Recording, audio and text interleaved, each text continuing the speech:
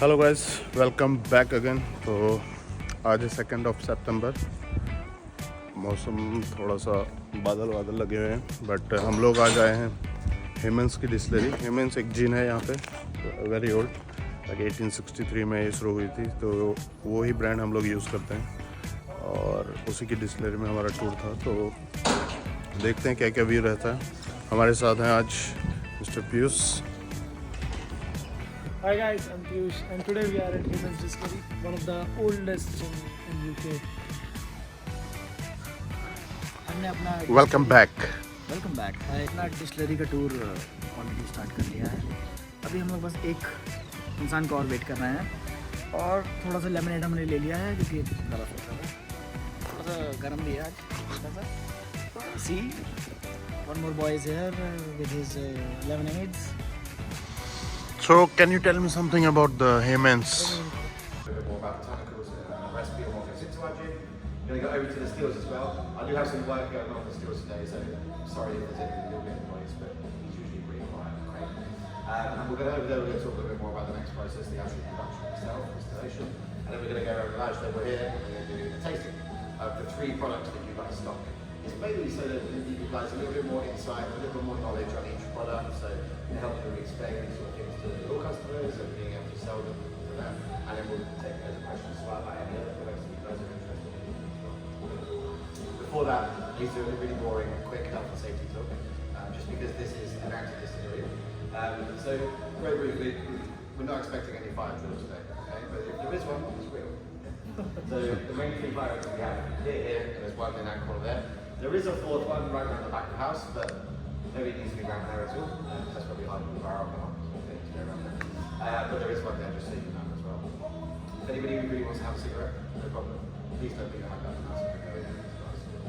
But if you know that blue gate that you guys walk through, just outside there you'll see a cigarette ashtray on the wall. That's if anybody wants it for nicotine refreshment. That's what we got access to. Okay, it's completely no smoking inside, obviously, and that goes into the court lab as well. You'll see the date's 1863. Okay, you saw it on the wall probably on the way in as well. It's not there for no reason. The Hayman story starts right back in 1863, maybe even a little bit earlier than that, so 1860, mainly with the life and work of one guy, and his name is James. There is a picture of him up here. This is James. So James, living in London as a young man in his 20s, and he was a chemist and a pharmacist, okay, by trade. This is the 1860s, really. And he got a bit bored of what was going on in London, and got a bit bored of what he was doing, and not being able to progress further in terms of his expertise or his career.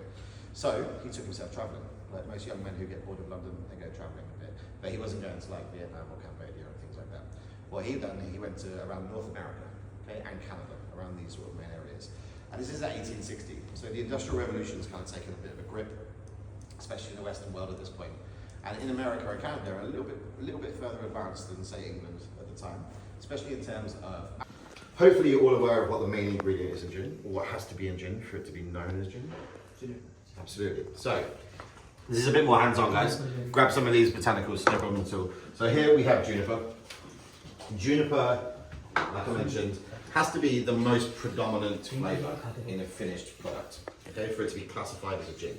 Doesn't mean it has to be the most in terms of weight that we use, but juniper imparts a huge amount of flavour, okay? It just has to be the most predominant in your finished product. It's a little bit different. You got our London Dry in your glass right now, just with the regular Indian tonic and the lemon twist. But tonic is very strong. Lots of quinine, lots of sugar. You got a big lemon twist on top, so it can adapt the flavour. We're going to taste it straight later, and you'll get a little more flavour for it then. But this juniper here, this all comes from. This is not Tuscan juniper at all. क्या बना रहा भाई? संतरा लेंगे थोड़ी पहले संतरा आ गया ऋषभ स्टाइल देंगे।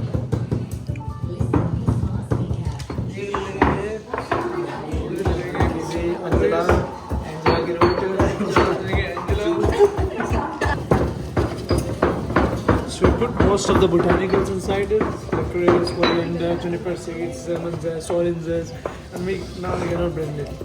This is the very first step of making our botanicals for the very Hayman's Distillery. बड़ी मेहनत और क्या बना रहा है?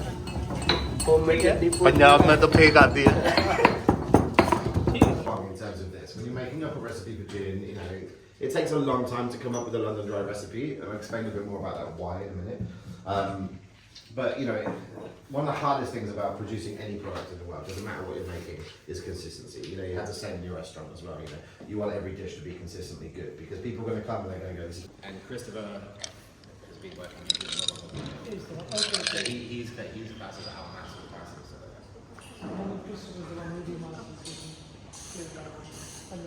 Well, I think this liquid here is now 50% ABV. Okay. Yeah, we do a 2-day distillation process. Okay, so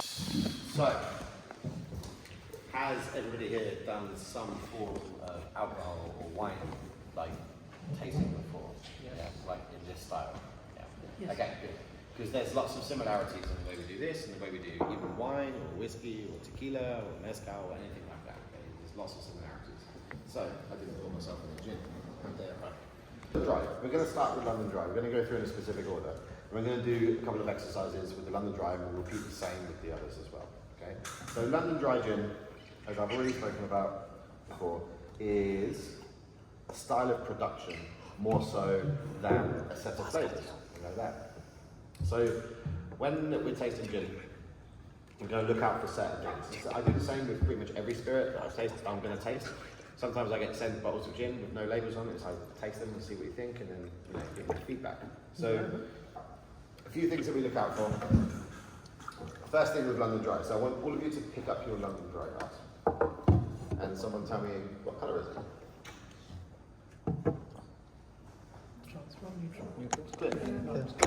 Good. Now, because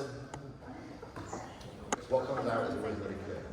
Now, with London Dry, like I said, the style of production, it means you have to follow these certain rules. It's called a process designation as well. It was called London Dry because this is where it came from. Okay? It was in London where London Dry was invented. You can make London Dry anywhere in the world. It doesn't matter. You can make it anywhere. You can still call it London Dry, as long as you follow these rules. Okay? So, the rules for London Dry are, all of the botanicals you want to use in your gin, they must be 100% natural botanicals. You can't use artificial flavour compounds or any shit like that. Okay, 100% natural botanicals. Also, all the botanicals you want in your gin, they must all go into the still together as a recipe and all be distilled together at the same time. Okay? You can make, only thing you're allowed to do to it is add more neutral water or more neutral ethanol. And that's either to stretch it out with ethanol or to cut it down ABV wise with water. Because the resulting liquid here that I collect sits at around 80 to 82% ABV. And while that's fun to drink, it's really good to drink if you're in a rush to get drunk. It's a bit too strong. Okay, so we add water to that to cut it down. And our London Dry sits at 41.2%. Okay, so it's roughly half. So, London Dry, it's clear. It's always going to be clear. Then, we'll give it a little swell, and then stop, and then give it another swell. And then once you finish swelling the second time, we need to focus on that top line that it's created in the glass. And you'll start to see these drips forming and falling down the glass. So that would be more like the ABV. Okay. So the ABV does affect us. Okay, but we're going to go through two gins in a minute that are very, very different in how they get down the glass with the ABV. So we're not going to worry too much about ABV right now, but you are right. The main thing is boil to like you said. So all those botanicals are imparting loads and loads of oils, and that's the flavour that we want from the gin. That's what we need from the gin.